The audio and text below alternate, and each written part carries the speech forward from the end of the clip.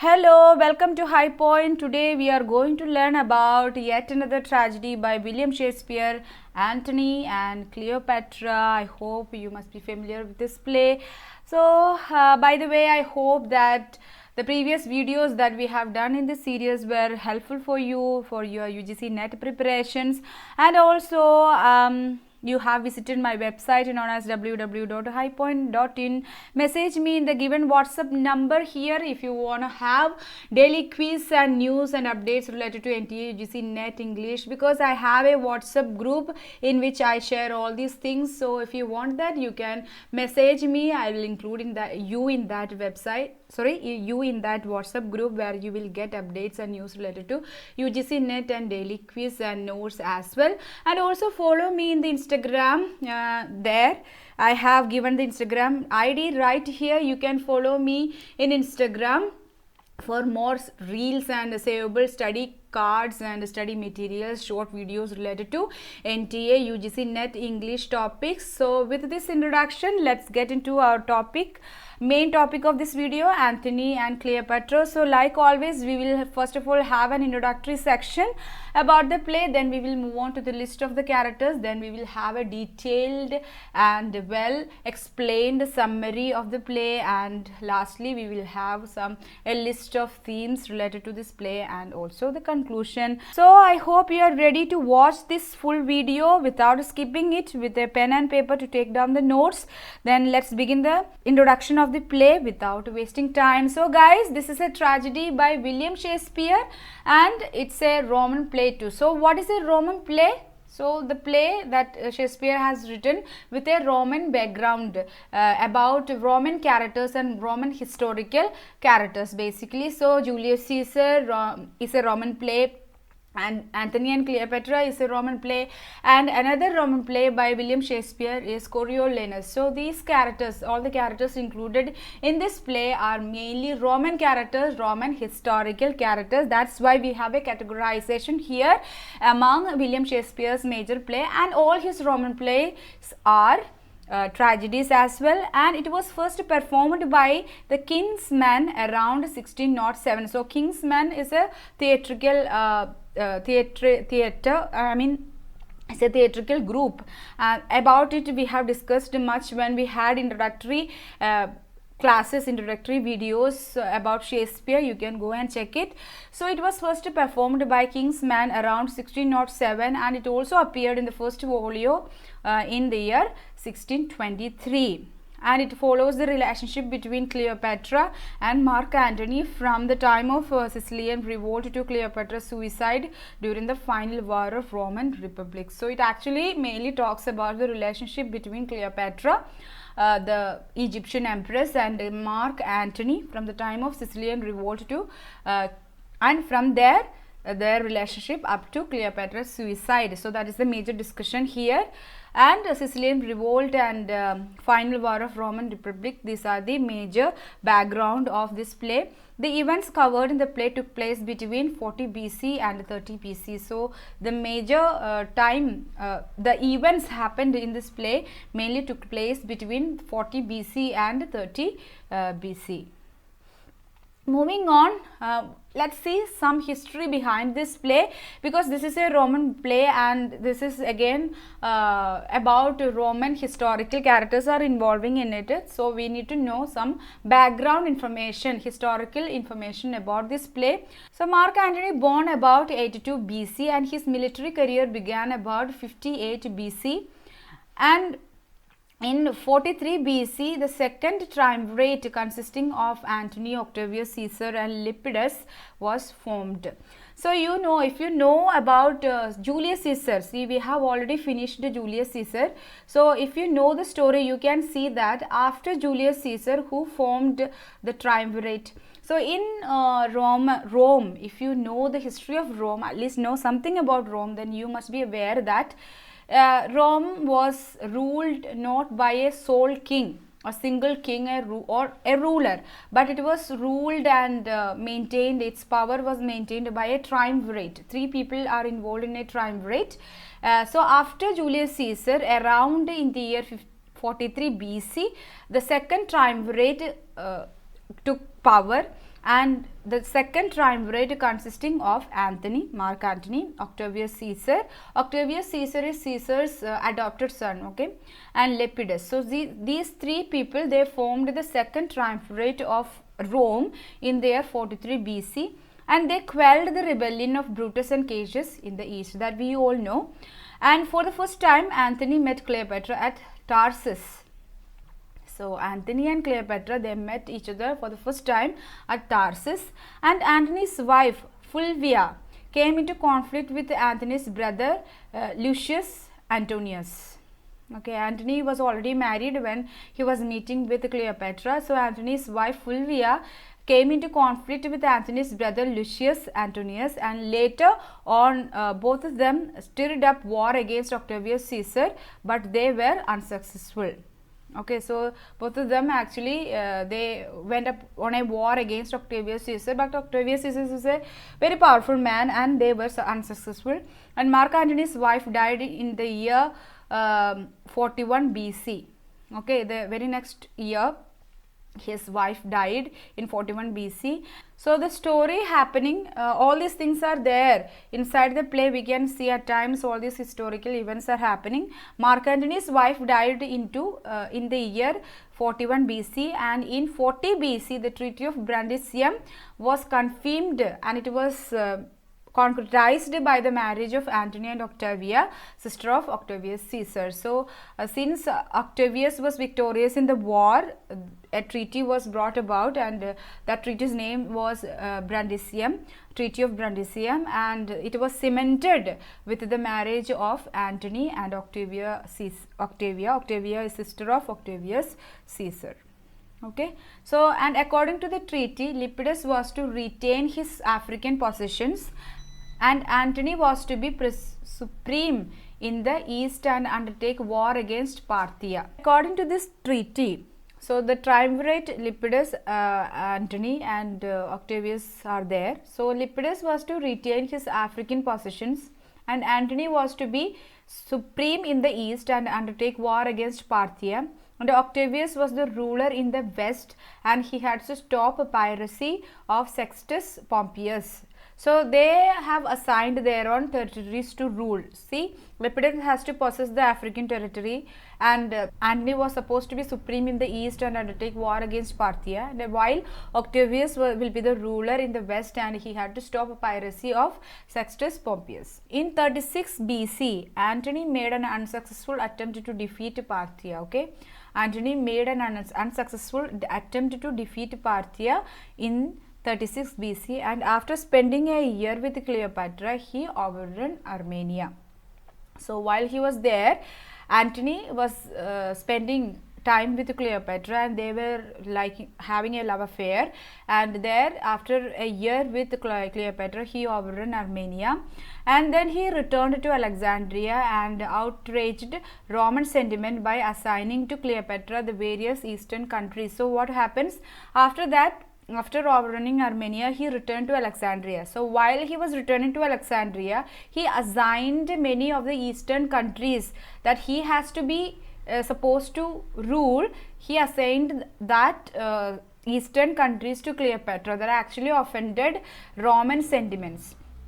Then Maecenas is a person, and he is a Roman statesman, and Maecenas, the Roman statesman, tried to bridge the gap between Octavius and Antony, and the last stages of these wars led to the establishment of imperial rule in Rome, and this occupies the latter half of the play. So establishment of imperial rule and the last part of the war actually occupies in the latter half of the play and includes the naval action of Actium that happened in 31 BC. So the Battle of Actium is also included in the latter part of the play towards the end of the play, and then we get the picture of the subsequent fighting at Alexandria between Octavius and Antony, and the death of Antony and the queen of Cleopatra in 30 BC. So that is the historical background that, or historical events that we can see in the play, or historical background that we need to understand in order to have a good knowledge of the play. Now let's move on to the characters in the play. First one is Mark Antony, Octavius Caesar and Lepidus. These are the people included in the triumvirs. Then Sextus Pompeius. So against Sextus Pompeius, Octavius Caesar wants to stop the piracy of Sextus Pompeius in the western territory. Then Domitius, Enobarbus, Ventidius, Eros, Scarus, Dercetas, Demetrix, Philo. These all are friends to Antony. Maecenas, Agrippa, Dolabella, Procalrius, Thyrsius, Gallus. These are friends to Caesar. Caesar means Octavius Caesar. Then Taurus. Taurus is Lieutenant General to Caesar. Then Canidius. Canidius is Lieutenant General to Antony. Then Cecilius. Cecilius is an officer in Ventidius's army. Ventidius is, who is Ventidius? Ventidius friend to Antony, and Cecilius is an officer in Ventidius' army. Then Euphronius. Euphronius is an ambassador from Antony to Caesar. Alexas, Mardian, Seleucus, and Demades. These are attendants on Cleopatra. A clown is there who is in the form of a soothsayer. Then Cleopatra, Queen of Egypt. Octavia, sister to Caesar and wife to Antony. Then Charmian, Eras. These are attendants on Cleopatra. So these are the major characters. At least remember the important characters to memorize the play. Let's begin the detailed summary of the play. Act 1, Scene 1. The scene is laid in a room in Cleopatra's palace in Alexandria. So Cleopatra's palace in Alexandria. Palace is situated in Alexandria, and this scene is laid in a room in Cleopatra's palace. And Demetrius and Philo discusses about the changes happened to warlike Antony. So Antony is there with Cleopatra, staying with Cleopatra, and Demetrius and Philo, these are friend and fellow man of Antony, and they are discussing about the changes that happened, the valor, the brave, the warlike Antony, and he is acting like a lover, nothing more, nothing less. As they talk about it, Antony and Cleopatra enter, and he refused to the ambassadors from Caesar. So an ambassador from Caesar is waiting to see Antony, but as Antony and Cleopatra entered together, he is embracing Antony and they are showing love to each other. So he refused to go and meet ambassador from Caesar. So he refused to meet him. Antony completely he was infatuated to Cleopatra, and his conflict between the warlike him and the lover within him are clearly shown here. Act 1, Scene 2. Antony enters with his attendants and a messenger. So Antony enters with his refusing an ambassador is a great offense. It's a kind of it's a great humiliation against someone who has sent that ambassador. So that is actually provoked Octavius. So Antony here in this scene, second scene of Act 1, enters with his attendants and messenger. The messenger tells him about Fulvia's fight against his brother and his joint fight against Caesar. Okay, so here in the historical, when we were discussing about the historical events, we discussed about Fulvia's fight against his brother, and the brother joined a fight against Caesar. So messenger tells him about his wife's, Antony's wife's fight against his own brother and his joining of a fight against Caesar. So he regrets his change in behavior for a moment. So he is aware that from that warlike hero, warlike person, Antony has changed a lot. So he also has a lawful wife, but still he wants to be in with Cleopatra. So he is actually regrets for a moment for his change of behavior. So a messenger from Sicyon arrives and informs about the death of Fulvia. So a war is going on against between Caesar and his brother. So a messenger arrives and it informs about the death of Fulvia. He was not actually affected by the news of death of Fulvia, even though she is his wife. He never liked her, but now he is sad about hearing the news. And Antony asks Enobarbus to inform his subordinates of his intention to leave for Rome. So since his lawful wife has died, he has to leave for her funeral. So that is the custom. So Antony asks Enobarbus to inform his subordinates and all the attendants that he is leaving for Rome. we see the inner conflict of Antony between his duty to Rome and his love for Cleopatra. So since he even revealed his intention to leave for Rome, but he has a conflict that he has some duty that he need to fulfill in Rome, but he is reluctant to leave Cleopatra because of the love that he has for Cleopatra. Okay. The next, what is happening next in the scene 3 of Act 1?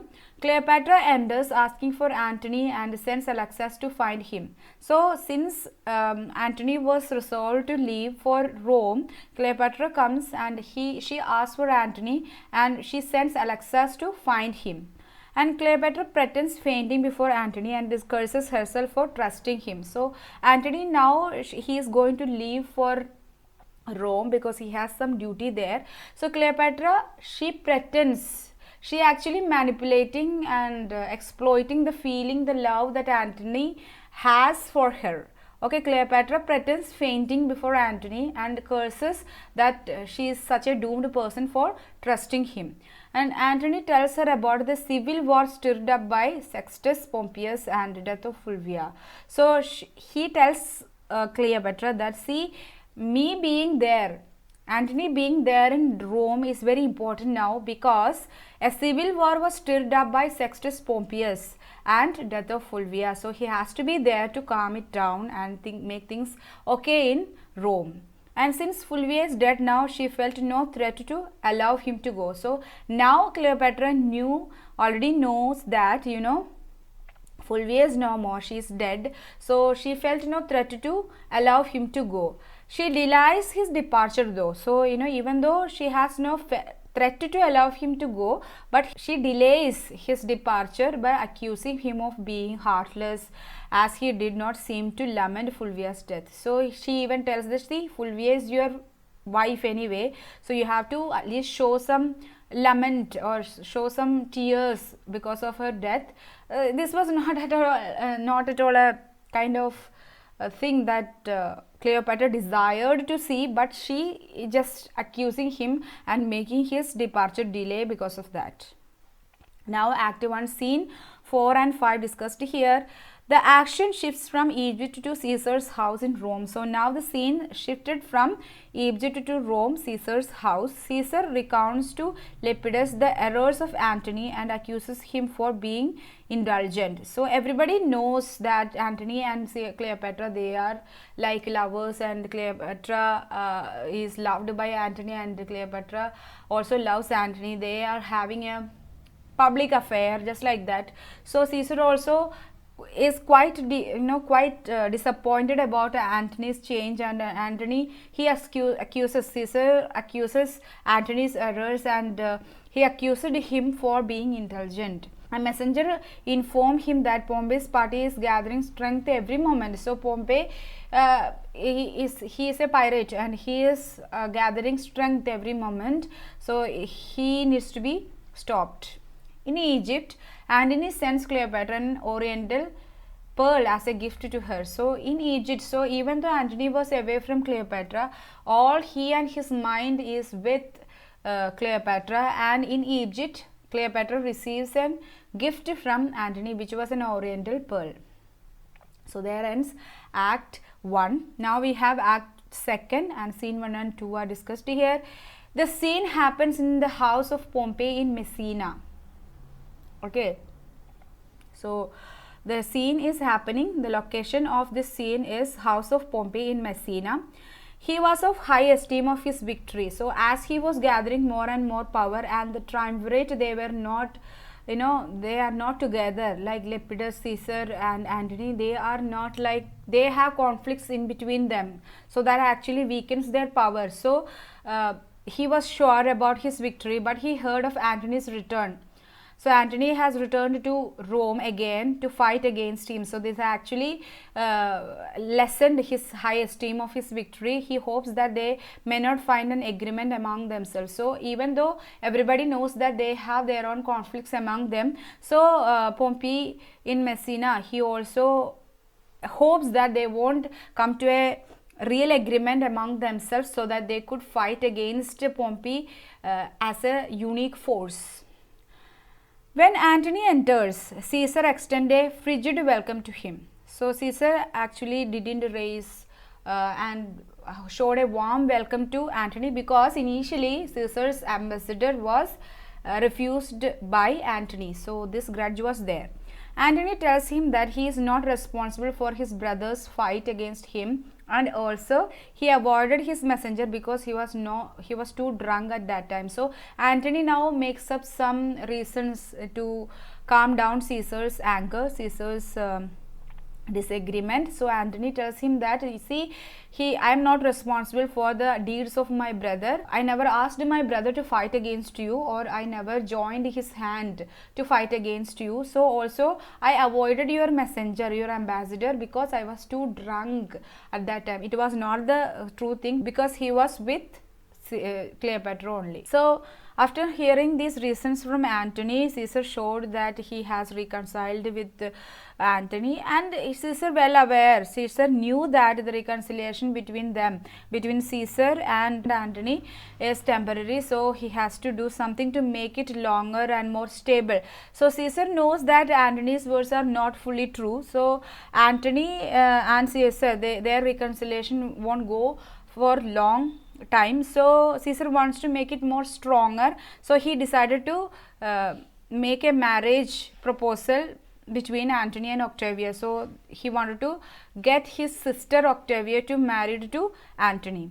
Antony was describing the timeless beauty of Cleopatra and indulging in such talks with Enobarbus, and he predicts the amity between the leader can't long lasting ever after the marriage. So he even predicts that, Antony also predicts that, you know, even though he marries to the sister of Caesar, Octavia Caesar, this amity, this relationship between Caesar and Antony, it is not going to be everlasting, long lasting, because he is truly in love with Cleopatra. Okay. Act 2, scene 3 and 4. Antony asks about his and Caesar's future to a soothsayer. So Antony meets with a soothsayer, a prophecy teller, and he asks about the fate and future of Antony and Caesar. He said that Caesar's future will be bright while his will be pale. So the soothsayer says that, see, Caesar's future will be very bright while your future, Antony's future, is going to be pale. His soliloquy follows. So after hearing this, foretelling by a soothsayer, his soliloquy follows, in which his love towards Cleopatra and his political decision to marry Octavia occurs. So his marriage, his decision to marry Octavia is a political decision, but his whole love and heart and mind, everything belongs to Cleopatra. So, and this is going to create a huge conflict, right? See, love is the end of duty. Have you heard that particular quote, love is end of duty? See, that is exactly happening with Antony. Antony's extravagant and overflowing love towards Cleopatra is actually destroying everything, and that's how his future is going to be pale. In scene 4, Lepidus is asking Agrippa and Menas to come arrayed for war. So they are preparing a war against whom? Pompey, and they have to prepare for that. Then Act 2, scene 5. In Egypt, Cleopatra is pinning for her lover and couldn't hold her mind to anything. So Cleopatra is now away from Antony, and both of them are in love, and Cleopatra cannot avoid thinking about Antony, and she is pinning to see her lover again. A messenger comes and informs her of the reconciliation happened between Caesar and Antony, and thereby the marriage between Antony and Octavia. So as a messenger comes, and the messenger informed Cleopatra that the conflicts between Caesar and Antony got resolved, and the reason for this resolvement and reconciliation was cemented by the marriage between Antony and the sister of Caesar, known as Octavia. And this actually struck her, and she felt jealous. Act 2, scene 6 follows. Triumvirs have sent their terms in a written form to Pompey and asked him to accept it and go in peace, and he accepted. So what happens? The triumvirs, before beginning the war, they actually send the terms in a written form to Pompey, because the triumvirs now they are together, they are undefeatable. Pompey knows that, so he accepts that terms and conditions, and he went in peace. And Antony and Pompey feast together, and they talk about Caesar and Antony's alliance. And Enobarbus predicts that Antony will go back to Egypt, and the neglect of Octavia will be the cause for war between Caesar and Antony. And Act 2, Scene 7. The feast is going on, and the three leaders are laughing and they are indulging in drinks. Caesar is the only one cautious man in the company. So everyone is drinking except Caesar, and Caesar is actually conscious and about any threat that can happen any moment. Act 3, Scene 1 and 2. Antony's general Ventidius and Sicellius come after the triumph over Pacorus. So, in the absence of Antony, his generals will carry out the wars and fightings. So Ventidius and Sicellius, they came after victorious over Pacorus. They together goes to Athens to inform him this victory. Then Enobarbus and Agrippa are discussing the state of affairs in Caesar's room. So Enobarbus and Agrippa, they are discussing about the political affairs happening, and they are sitting in the Caesar's room.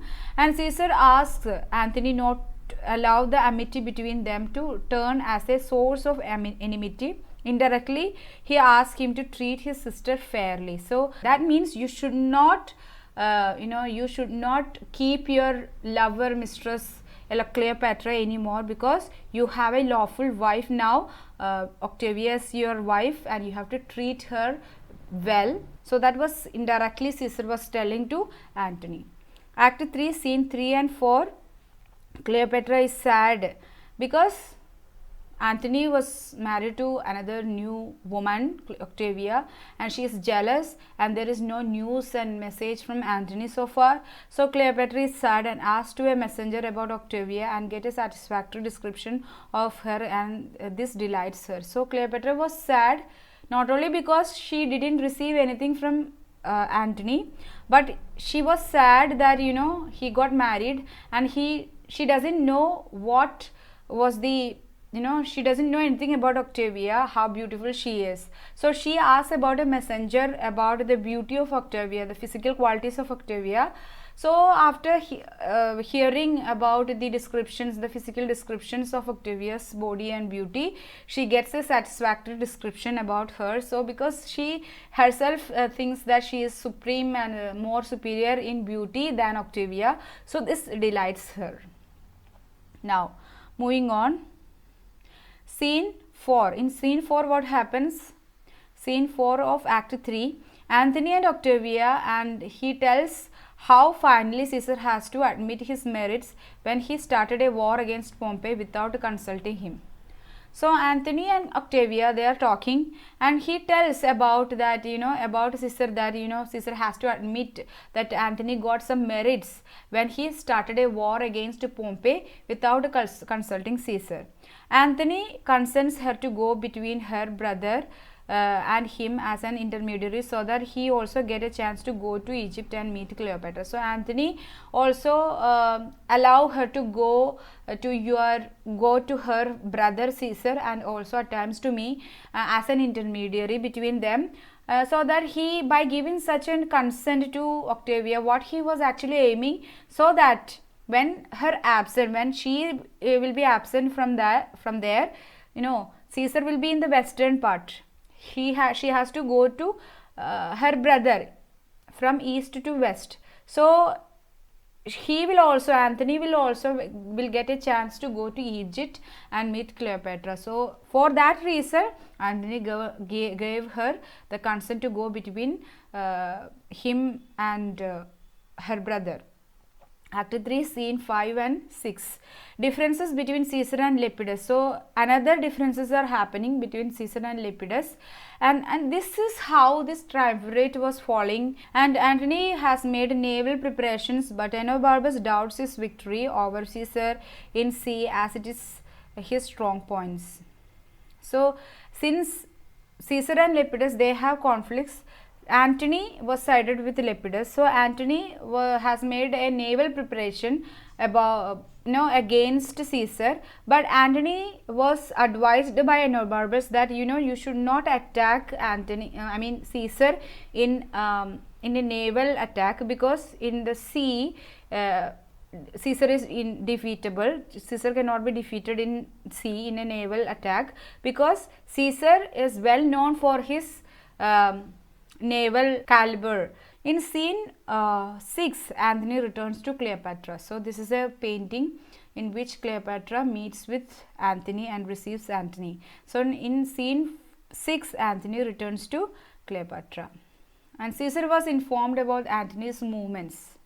Okay, so Caesar was well aware that Antony now returned to Cleopatra, and he was angry when he conferred eastern countries to Cleopatra. So not only he has returned to Cleopatra, but Antony also conferred the eastern countries that he has to supremely rule. Okay, on behalf of Roman triumvirate, Antony conferred those eastern countries to Cleopatra. This even affected Caesar's Roman sentiments, and he was extremely angry towards him. And Antony also had allegations to Caesar. Antony also had many allegations to Caesar. First one was, Caesar has not given his share of Sicily, which he had seized from Pompey. So this was first allegation that Antony had against Caesar. Caesar has not given the share of Sicily. Sicily is a place which he had seized from Pompey, and Lepidus's imprisonment was unjust. So Caesar and Lepidus, they had problems with each other, issues among them. So Caesar imprisoned Lepidus. So Lepidus' imprisonment was unjust. So Antony, for these reasons, he went against Caesar. But Caesar already clarified about Lepidus' imprisonment, and he was ready to give the share if Antony would share his conquest in the east with him. So Caesar, he already made clarification about Lepidus' imprisonment, and he was ready to give the share of Sicily to Antony if Antony would share his conquest in the east with him. So instead, he shared his conquest in the east with Cleopatra. Instead, he shared that share with Caesar. Then he is very much ready to give his share of Sicily that he captured from Pompey.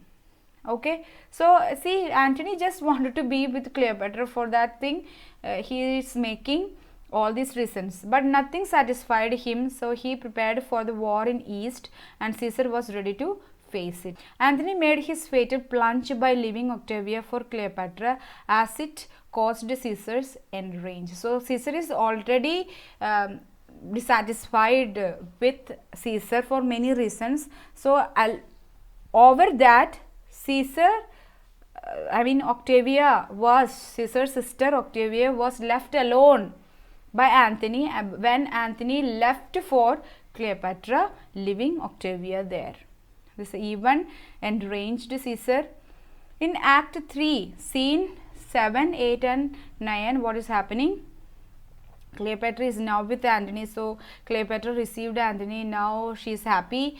And Cleopatra also followed Antony in the war camp, and she misguided him to fight in the sea against Caesar, while he is known for his weaknesses in naval fights.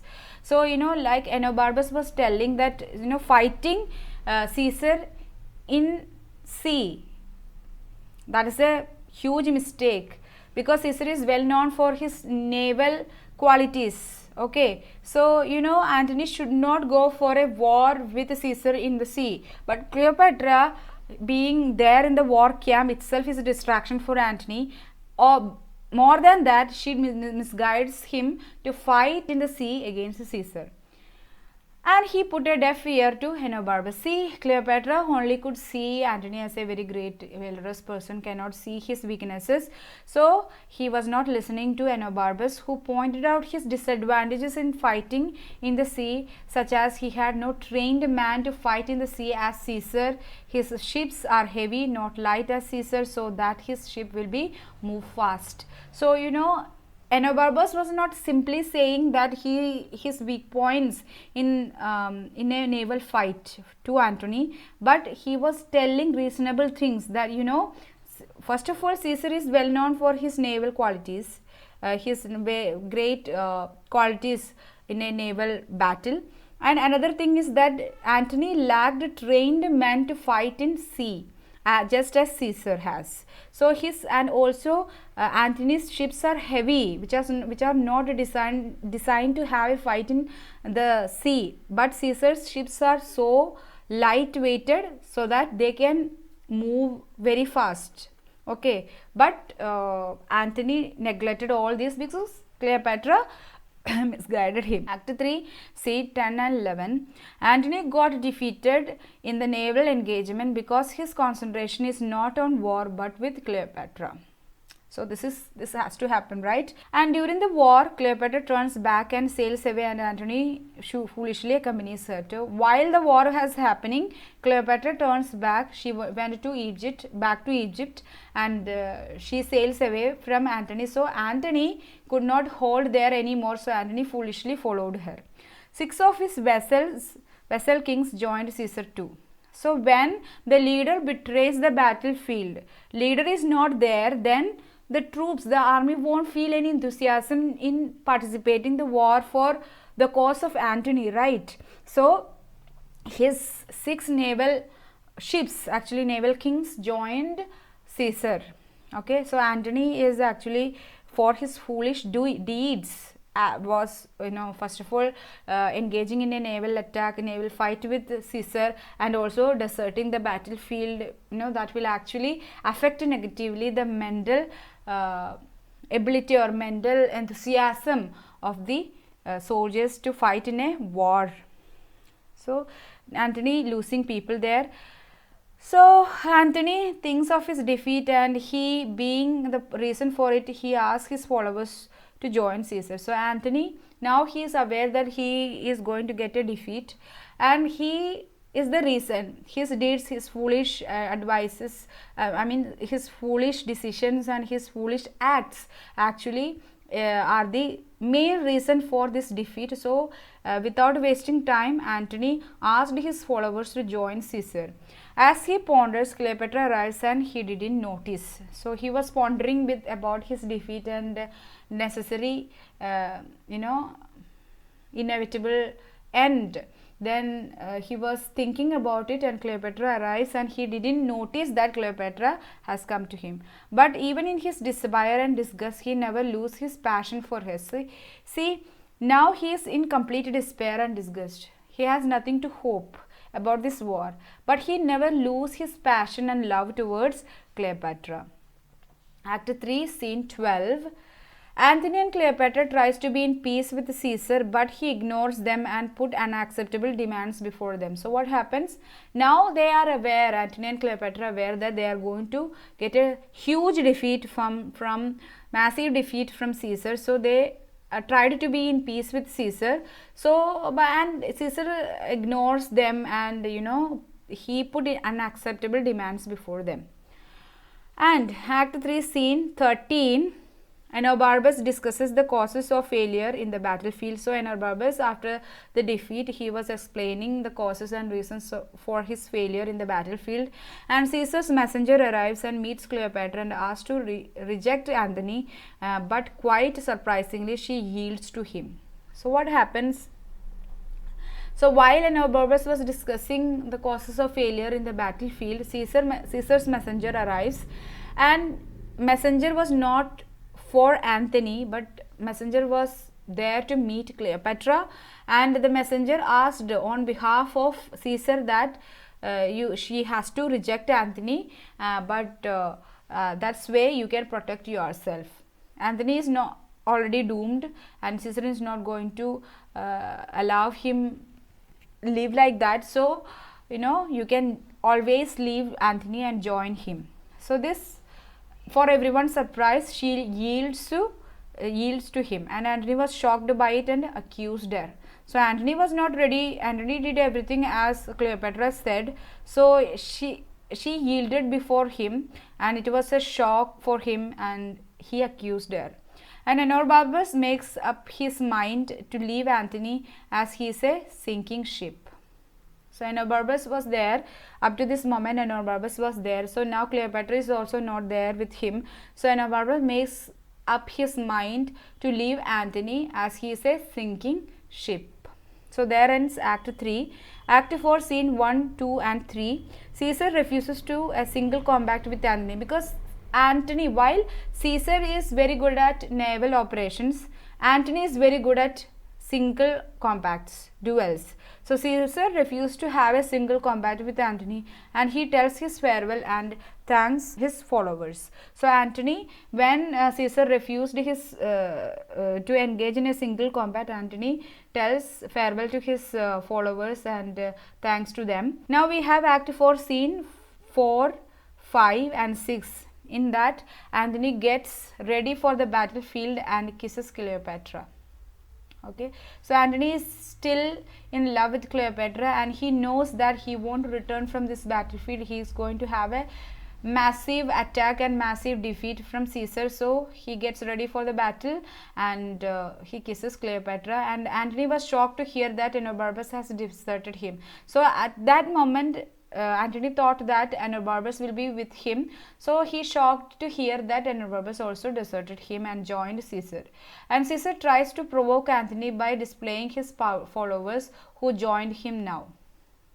So Antony, now they are going to have a fight in the land, and he tries to provoke Antony by displaying his followers who joined him now. So a huge amount of people left Antony and joined Caesar. So by seeing them in the opposite party, Antony may get disturbed, right? So Caesar want to disturb him like that. And Enobarbus also didn't get a smooth treatment with Caesar, so he regrets his act. So Enobarbus also went from Antony and joined Caesar. So Enobarbus, being a close friend to Antony, he also didn't get a smooth treatment with Caesar, so he regrets his action now. Act 4, scene 7, 8 and 9. Antony gets a small victory there. So they are now in the battlefield, and Antony gets a small victory. And in scene 9, we see the death of Enobarbus. So Enobarbus dies in that battlefield. Act 4, scene 10, 11, 12 and 13. Antony is prepared to fight in land or sea. So Antony, he knows that he is going to have a defeat, so he is now prepared to fight either in land or sea. Nothing really matters. Caesar instructs his followers not to fight in land but in sea. So Caesar knows that Antony's weak points in sea fight or naval fight. So Caesar instructs his followers not to fight Antony in land but fight him in sea, because we can easily defeat him in the sea. Antony is not trusting Cleopatra, so he suspected that Cleopatra betrayed him with Caesar. And Charmian is an attendant to whom Cleopatra, and Cleopatra asked Charmian that you go to Antony and tell him that I have committed suicide, and Charmian must lock Cleopatra in that room of monument, and he has to send a word that she committed suicide to Antony, because Cleopatra foolishly warned Antony from that battlefield with herself. Then Act 4, scene 14 and 15. When Antony heard this false news of Cleopatra's death, he also determined to die. Antony already knows that he is going to have a massive defeat here in this battlefield. So when he heard about Cleopatra's death, commit of suicide and all, he felt total lost, and he was broken, and he also determined to die. He asked Eros to kill him, but he kills himself to escape the situation. So he asked Eros to just draw the sword and kill him, but Eros kills himself to escape that situation, and Antony falls on his own sword, and he asked his guards to carry him to Cleopatra. So nobody was ready to kill him there, so Antony falls on his own sword, and he asked his guard to carry him to Cleopatra.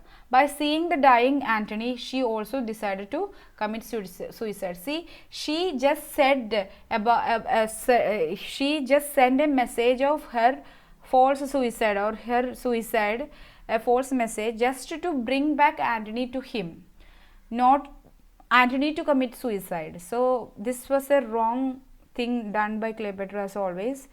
Then Act 5, Scene 1 and 2.